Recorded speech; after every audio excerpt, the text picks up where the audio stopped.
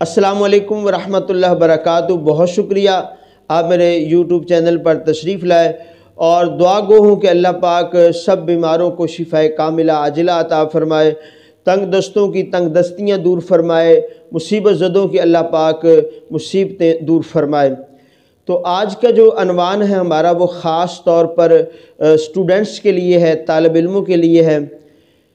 وہ یہ ہے کہ سبق کو یاد کرنے کا بہتر طریقہ کون سا ہے اور کیسے ہم سبق یاد کریں۔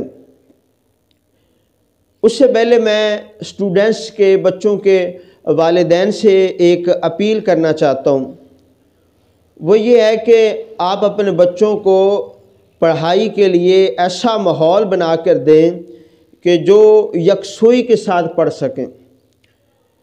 ہوتا یہ ہے کہ جب استاد صاحب بچوں کو ہوم ورک دیتے ہیں نا، تو دوسرے دن وہ آ کے اپنے استادوں کو یہ بہانے لگاتے ہیں کہ جی گھر میں سارے اکٹھے بیٹھے باتیں کر رہے تھے، اس وجہ سے میں سبق یاد نہیں کر سکا، یا میری امی نے مجھے سودا سلف لانے کے لیے بھیج دیا تھا، یا میرے ابو نے فلاں رشتہ دار کے گھر میں مجھے بھیج دیا تھا، تو اس وجہ سے میں سبق یاد نہیں کر سکا۔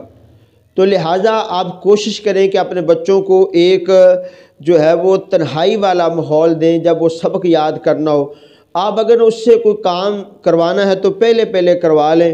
پڑھائی کے دوران آپ اپنے بچوں سے کوئی بھی کام نہ کروائیں، اگر ممکن ہو تو ایک علیحدہ کمرے میں ان کو بٹھا دیں جہاں پر وہ سبق یاد کر سکیں۔ تو کوشش کریں کہ اپنے بچوں کو، اسٹوڈنٹس کو کھانے پینے کی چیزیں جو ہیں وہ پہلے دے دیں، تاکہ اس کے بعد جب پڑھائی کے دوران ان کی جو ہے وہ توجہ کھانے پینے کی طرف نہ ہو۔ تو اب آتے ہیں کہ آپ اسٹوڈنٹس کیسے سبق یاد کریں۔ یاد رکھیے کہ جو استاد صاحب کی طرف سے کام ملتا ہے، ہوم ورک ملتا ہے، وہ دو قسم کا ہوتا ہے۔ ایک ہوتا ہے لکھنے والا اور ایک ہوتا ہے یاد کرنے والا۔ یاد کرنے والے سبق میں زیادہ توانائی صرف ہوتی ہے بنسبت لکھنے والے کے۔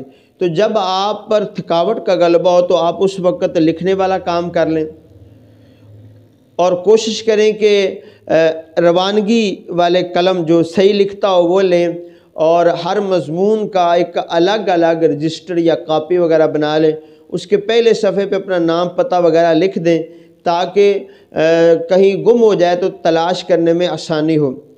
اور اتنے بڑے لفظ نہ لکھیں کہ بہت زیادہ جگہ گر جائے، اور نہ ہی اتنے چھوٹے لفظ لکھیں کہ پڑھنے میں دقت ہو رہی ہو۔ اب اس کے بعد آتے ہیں کہ جی سبق کو کیسے یاد کرنا۔ سب سے پہلے دیکھیے، آپ کو ایک تنہائی والا ماحول یکسوئی کے ساتھ پڑھنا ہوگا۔ ایسی جگہ تلاش کریں جہاں آپ اکیلے ہوں، جہاں پہ آپ کو یکسوئی ملے۔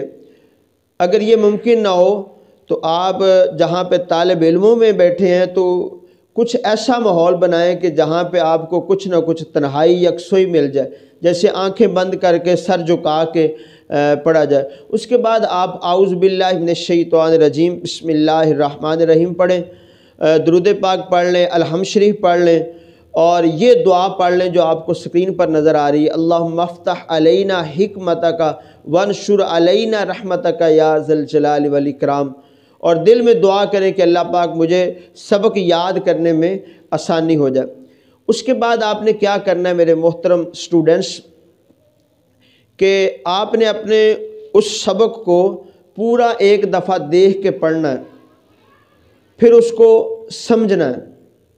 اسی طرح اگر کوئی عربی زبان میں ہے یا انگلش میں ہے یا کسی اور زبان میں ہے تو آپ پہلے عبارت کو پڑھیں اور پھر اس کا ترجمہ کریں، پھر اس کا مفہوم کو سمجھیں، پھر اس کے بعد آپ نے سبق کو یاد کرنا ہے۔ اگر بڑا سبق ہے تو اس کے 3-4 حصے کر لیں، اور پہلے حصے کو 3-4-5 دفعہ پڑھیں، پھر دوسرے حصے کو، پھر تیسرے حصے کو۔ اگر آپ نے زبانی سبق یاد کرنا ہے تو آپ پھر کیا کریں کہ اپنا ہاتھ یا کاغذ وغیرہ سبق پر رکھ دیں، تو ایک سطر کو آپ پڑھتے جائیں، جو لفظ بھولیں اس کو ہاتھ اٹھا کے آپ دیکھ لیں، تو اس طرح انشاءاللہ سبق یاد ہوگا۔ یاد رکھیں ساتھ جو اہم باتیں اور بھی ہیں، آپ یہ کوشش کریں کہ درمیانی آواز کے ساتھ سبق یاد کریں، نہ ہی اتنی زیادہ تیز آواز ہو کہ ساتھ بیٹھے لوگ پریشان ہو جائیں، اور نہ ہی بالکل خاموشی کے ساتھ کہ آپ کی آواز ہی نہ نکلے، کیونکہ جس بات کے اندر 3 حواس صرف ہوں، جیسے آنکھ، کان اور زبان، تو وہ بات جلد دماغ تک پہنچ جاتی ہے اور جلدی یاد ہو جاتی ہے۔ اور اس کے علاوہ پھر آپ پورے سبق کو دہرائیں، اکٹھا دہرائیں، اور وقت میں وسعت ہو تو اس کو لکھ لیں۔ آخر میں چند ایک اور باتیں ہیں جو آپ نے خیال رکھنا ہے۔ پہلی بات تو یہ ہے کہ سبق کو سمجھنے کے بغیر اس کو رٹا نہ لگائیں، یاد نہیں ہوگا، اگر یاد ہو بھی جائے گا تو بھول جائے گا، لیکن علم صرف کی جو گردانیں ہیں وہ اس کے الگ ہیں، وہ اس کے علاوہ ہیں۔ اسی طرح آپ جلدی بازی نہ کریں بلکہ اطمینان کے ساتھ سبق یاد کرنے، ورنہ وقت کا ضیاع ہے۔ اور پھر آپ کوشش کریں کہ جب سبق یاد کر رہے ہوں تو گفتگو نہ کریں، اپنے ہاتھوں کو، اپنی زبان کو، اپنی آنکھوں کو آزاد نہ چھوڑیں کہ ادھر سبق یاد کر رہے ہیں، ادھر ہاتھ میں موبائل آ رہا ہے، ادھر آپ کی نظر ادھر جا رہی ہے، اور وہ باتیں، کان آپ کی توجہ کہیں اور جا رہی ہے۔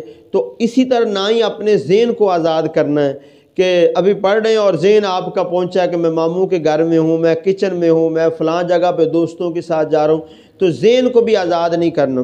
اس کے بعد اگر آپ کو نفس سستی دلاتا ہے کہ سبق یاد نہ کیا جائے، تو آپ نفس کو سزا کے طور پہ کھڑے ہو کے سبق یاد کرنا شروع کر دیں، یا اگر نفس کو کہیں کہ جب تک میں سبق یاد نہیں کر لوں گا کھانا نہیں کھاؤں گا، تو اس طرح انشاءاللہ سبق یاد ہو جائے گا۔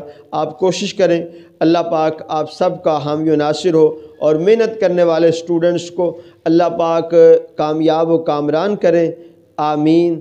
اللہ پاک آپ سب کو اپنی حفظ و امان میں رکھے، خوش و خرم رہیں۔ جزاک اللہ خیر۔